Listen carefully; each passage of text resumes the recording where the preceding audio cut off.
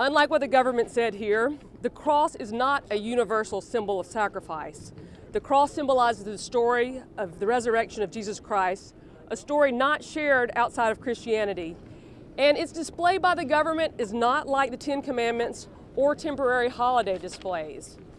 Whatever its intentions, the government's claim that the cross simply stands for valor to commemorate the war dead does not ring true.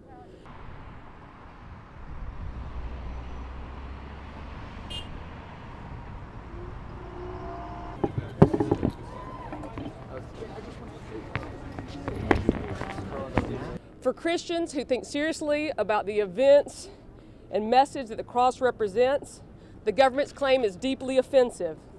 Christians should reject that claim and the short-term perceived gain of preserving a prominent government-sponsored symbol of our faith.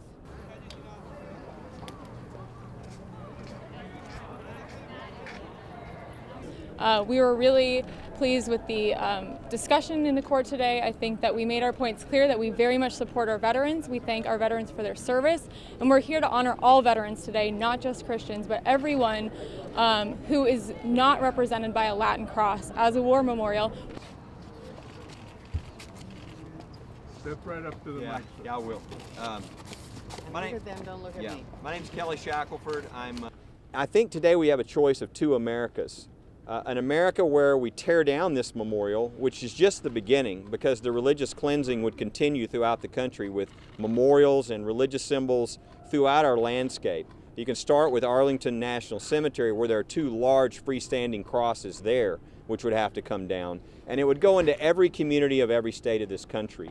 Or we could have an America where the court cleans up this area of the law, which they intend to do, I think, stops these attacks on memorials, and really when we all remember that as a country we have secular and religious symbols and monuments throughout our country, and that's okay. In fact, that's a good thing.